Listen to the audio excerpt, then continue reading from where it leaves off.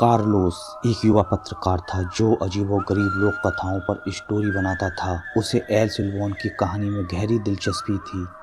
Internet पर ढूंढते ढूंढते वह लास पेड्रास गांव में पहुंचा, जहां अब भी लोग शाम ढलते ही घरों में बंद हो जाते थे। कार्लोस को यह सब अंधविश्वास लगता था। उसने तय किया कि वो एल सिल्वोन को खुद देखेगा। उसी रात वो जंगल की ओर निकल पड़ा। साथ में एक कैमरा, टॉर्च और एक रिकॉर्डर था। दोस्तों, रात के करीब 11 बजे जंगल एकदम शांत था। दूर कहीं उल्लू की आवाज आ रही थी और कहीं कहीं सूखे पत्तों की सरसराहट।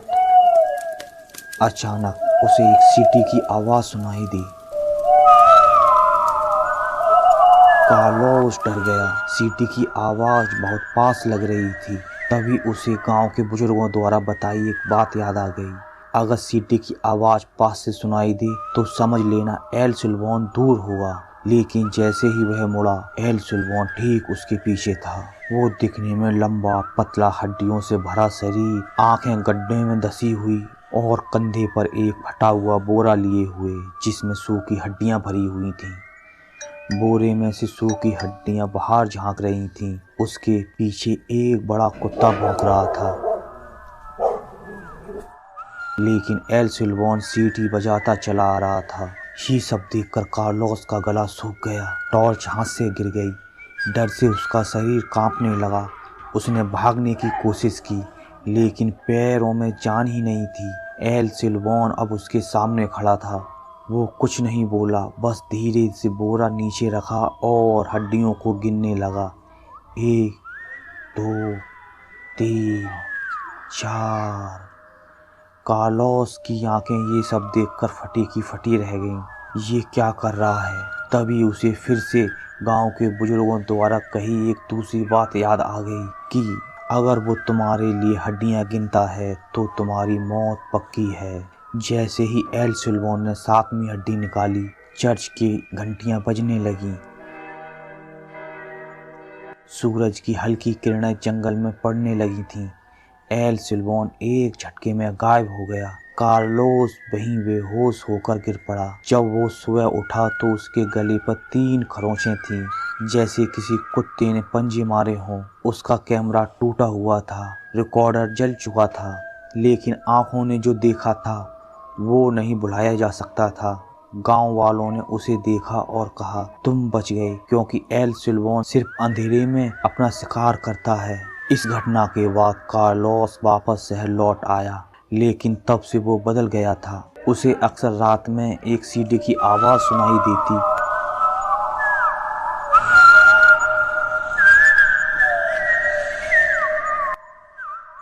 उसके कुत्ते बिना वजह भौंकने लगते।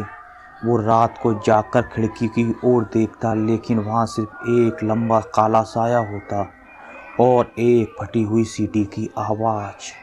दोस्तों, आज भी कार्लोस की कहानी एक ब्लॉग में लिखी जाती है। लोग उसे पढ़ते हैं, डरते हैं और कहते हैं यह सिर्फ कहानी है। लेकिन एल सिल्वोन कोई कहानी नहीं, वह एक श्राप है जो सीटी की आवाज से पहले आता है और कंधे पर तुम्हारे कंकाल को लेकर चला जाता है।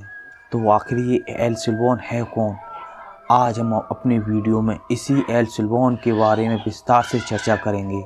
अगर आप भी एल सिल्वोन शैतान की कहानी जानना चाहते हैं तो अपने कमरे की लाइट जला लीजिए और दिल पक्का कर लीजिए, क्योंकि हम लेके चलते हैं आपको एक खौफनाक दुनिया में जहां सिर्फ सिल्वोन का राज चलता है। तो चलिए बिना देरी किए हुए शुरू करते हैं अपनी आज की कहानी।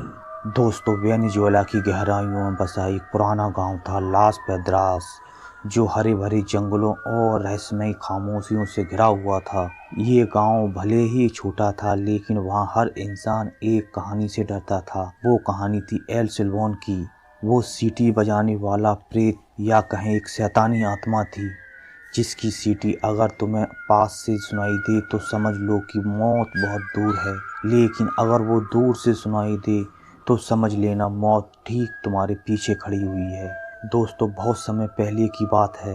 इस गांव में एक धनी किसान का परिवार रहता था। उसका बेटा लुइस बहुत ही बिगड़ैल और जिद्दी था। माँ का दुलारा, लेकिन पिता की आंखों की किरकिरी। एक दिन लुइस ने माँ से जिद की कि मुझे आज हिरण का ताज़ा मांस खाना है। अगर आज मुझे हिरण का मांस नहीं मिला तो मैं कुछ भी कर बैठूंगा। पिता जंगल में हिरण का शिकार करने के लिए जाते हैं, लेकिन वो खाली हाथ लौटकर घर वापस आ जाते हैं और ये सब देखकर लुइस की आंखों में गुस्सा भर आया। रात को चुपचाप उसने अपने ही पिता की हत्या कर दी, उसका जिगर निकालकर माँ को पकाने के लिए दे दिया, यह कहकर कि यह हिरण का मांस है। जब माँ को सच्चाई का पता चला तो उसका कलेजा फट गया। उसने रोते हुए बेटे को श्राप दिया, तू जीवन भर जंगल में भटकेगा, सीटी बजाते हुए तेरे कंधे पर तेरे पिता की हड्डियों का बोरा रहेगा और तेरी आत्मा को कभी भी शांति नहीं मिलेगी। इसके बाद लुइस के दादाजी को जब इस घटना की जानकारी मिली तो उन्होंने लुइस को पकड़कर एक पेड़ से बांध दिया और उसे कोड़ों से मारा, बेतों से मारा और उसके जख्मों पर मिर्च और नमक रगड़ा। फिर उन्होंने कुत्तों को बुलाया और कहा, तुम्हारा काम है इस अभिशप्त आत्मा को जीवन भर सताना, जब तक ये पछतावे से नहीं रोता, इसे चैन मत लेने देना। उस रात तेज बारिश हुई, जंगल में एक डरावनी सीटी गूंजी और किसी की शैतानी आत्मा ने एक नया जन्म लिया, एल सिल्वान।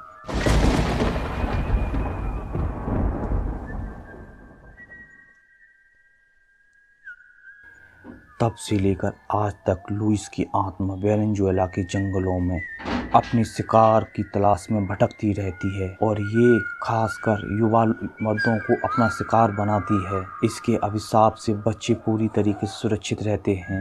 ये सिर्फ उन लोगों को शिकार बनाती है जो जीवन में बहुत ज़्यादा पाप करते हैं। दोस्तों, एल सिल्वान एक ऐसा शैतान है जो कभी नहीं मरता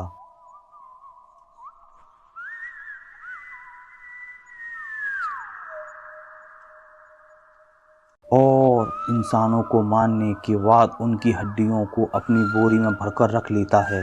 ये जब भी अपने शिकार के पास आता है तो उसे सबसे पहले सीटी की आवाज़ सुनाई देती है।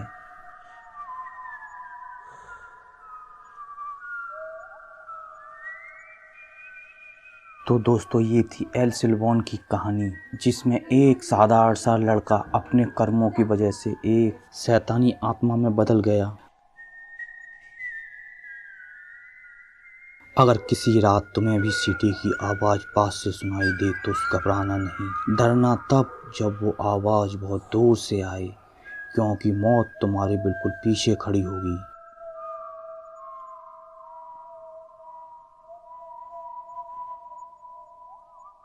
तो दोस्तों, ये था हमारा आज का वीडियो।